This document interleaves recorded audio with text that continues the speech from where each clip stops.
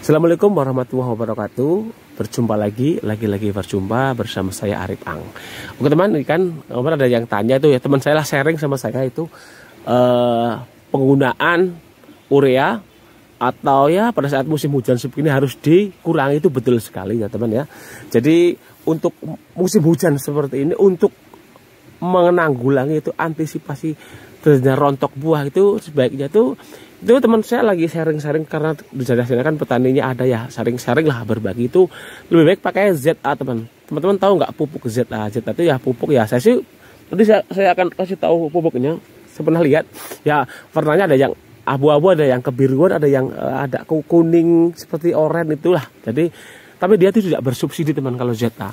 Ini itu bagus sekali kalau untuk pupuk dasar seperti ini. Awal pupuk dasar kalau kita mau tanam terus pas panennya itu pada saat musim hujan. Itu kalau ZA itu menurut saya lebih bagus kalau menurut saya. Jadi buahnya juga lebih bagus lah buahnya. Terus pupuk ZA juga ada unsur yang bisa mengusir hama lah kalau di dalam tanah seperti itu. Dan penggunaan pupuk ZA itu, ini teman, itu kalau dikocor untuk pupuk susulan itu lebih baik daripada kita ngocor pakai NPK atau apa, lebih baik dikocor untuk ini. Pakai ZA juga masalah teman. Itu paling-paling penggunaannya tuh ke setiap 1 gelas pupuk ZA itu dicampur antara 20 sampai 25 liter air.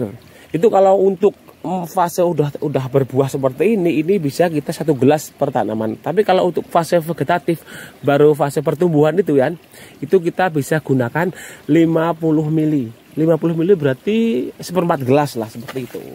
Nah, supaya lebih bagus dari tumbuhannya. Kalau jenis-jenis cabai seperti ini kan, cabainya ini teman kayak buahnya tuh banyak banget. Jenis cabai red seperti ini. Karena di sini juga saya rednya bahan yang kuning seperti ini pun nanti tetap berbuah teman, seperti itu. Jadi teman-teman kalau nggak tahu kandungan pupuk ZA itu bisa browsing. Nanti saya akan menjelaskan secara rinci unsur-unsur haranya. Saya tidak terlalu diplomatis karena ya saya lupa, tapi saya pernah baca-baca itu memang bagus. Itu ada unsur haranya, terus ada ibaratnya tuh ada zat untuk bisa mengendalikan hama juga. Itu pupuk ZA-nya. Memang mahal sih karena tidak bersubsidi untuk pupuk ZA itu sendiri. Tapi kalau untuk pupuk dasar itu bagus banget teman. Untuk pupuk dasar ini, terutama kalau menjelang mau musim hujan seperti ini tuh bagusnya pakai pupuk dasarnya daripada saya menggunakan Pons kayak kemarin. Itu bagusnya pakai ZA. Itu kalau petani di sini seperti itu, karena saya sharing-sharing seperti ini karena ya saling berbagi lah, saling mengetahui seperti itu. Jadi ya nggak asal saling jeplak, karena kalau jenis cabai salaan itu sampai tinggi seperti itu, udah 2 meter lebih itu dari sini nih sampai ke sana ini. Ya karena kan setiap petani ya atau setiap daerah atau ya wilayah kan mempunyai struktur tanah masing-masing. Karena saya di dataran tinggi seperti ini, kemungkinan cocok menggunakan ZA seperti itu. Karena faktor tanah juga mempengaruhi ya teman ya, seperti itu. Mungkin di daerah teman-teman ya seperti apa, jadi nanti bisa sharing-sharing. Kalau menurut saya sih bisa cocok semuanya ya, antara dataran rendah dan dataran tinggi. Tapi kalau di dataran tinggi seperti saya seperti ini memang rawannya terkena patek, busuk batang dan lain sebagainya, karena memang benar-benar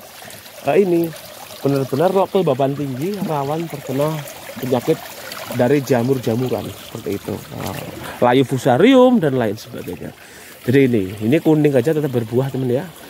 Nah ini yang saya lucu kemarin, ini kan salakan ya teman ya, ini kan salakan lah. Saya mempunyai ini salakan lah. Saya kemarin kan saya sulami ini, saya mau sulami dengan yang merek ori. Ini ori itu lebih bantar, lebih kecil seperti ini. Ini baru saja tumbuh ini. Di sana malah udah berbuah lumayan banyak. Nanti kita lihat teman. Ini juga salakan. Jadi penggunaan pupuk ZA untuk pupuk susulan kocor tuh nggak masalah, nggak apa-apa tuh. Tapi asal yang penting kan tidak berlebihan, karena sesuatu yang berlebihan pasti ada efeknya seperti itu. Interval ini lebih baik 15 hari sekali. 15 hari sekali kalau mau dikocor seperti itu. Jadi kan karena untuk fase generatif seperti ini kan, kalau orang-orang biasanya tuh kocor sebanyakan mungkin pada saat musim hujan. Kadang sering mati dan lain sebagainya karena kelebihan nitrogen atau apa di dalam tanah, terus menyebabkan busuk akar dan lain sebagainya seperti itu. Kalau di tempat saya tuh, kalau di daerah pegunungan seperti saya, setiap menanam pasti saya melakukan ini teman, kayak uji riset lah seperti itu. Ini dengan ini seperti ini apa, dikasih ini seperti apa. Jadi kita jadi agak lebih tahu.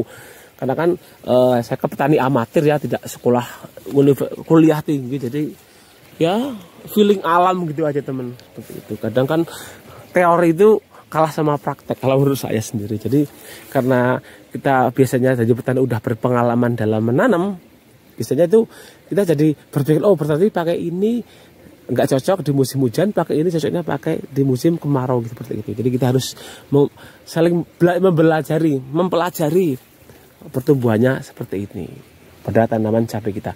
Nah, untuk yang cabai jenis ini yang kuning seperti ini kan teman-teman ada yang bilang kurang bagus. Nih buktinya bagus, daripada kita cabut juga sayang juga ya kan teman ya.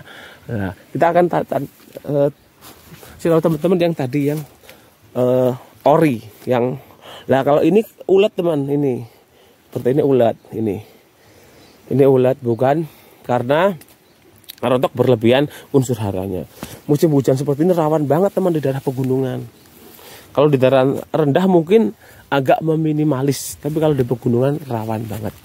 Nah ini yang ori ini, coba lihat. Ini cuma satu nih. Ini pucuknya udah kuning, padahal awalnya tuh bagus banget nih. Tapi nih bandingkan di buahnya, kan lebih bantet kan kalau ini lah. Tapi ini lebih mahal teman. Kemarin ini yang English ori seperti ini tembus 80.000 dari petani. Kalau ini 70.000 sampai 75.000. Kalau ini tembus 80 yang ori. Tapi kadang orang pekerja tempat saya lebih gak suka. Saya juga ori dulu nanam ya 2 periode lah. Saya gak sukanya itu terlalu kecil seperti ini. Terus kalau mau panen itu dapatnya cuma sedikit. Lebih bobot. Kalau saya lebih suka yang ini, yang salah kan lebih berbobot daripada lebih besar. Jadi kalau kita jual tuh lebih ini teman, lebih banyak hasilnya kalau saya. Tapi ori juga biarpun dikit itu masa tumbuhnya lebih lama banget. Tapi ya itu tadi, kalau di daerah kampung seperti ini, kalau tempat saya tuh jarang peminatnya, malah suka yang lebih besar-besar seperti ini karena udah terbiasa beli seperti ini. Nah ini kan ini nggak kuat juga ini sampai seperti ini, sampai ini. Kalau salahkan enak, buahnya tuh banyak banget nih teman, sampai ini. Kalau kita nggak ada ini apa namanya tali bel di sebelah sini, itu sayang banget, nanti akan patah seperti itu. Nih, kan teman tuh, jadi sayang lah, nih teman. Tuh, kita akan di sini ada tanaman baru ini masih tomat sampai sana, terus di pinggirnya juga cabenya ini. Cabenya juga masih baru, udah ada yang kuning nih. Ya di daerah lah itu juga, itu kan sampai mengkelung seperti ini. Nah paling tidak kita punya ajir yang modal seperti ini teman, ajir, jadi lebih aman lah seperti itu.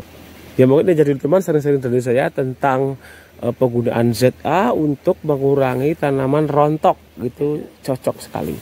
Oke, saya Rio, wassalamualaikum warahmatullahi wabarakatuh. Salam sukses para petani Indonesia.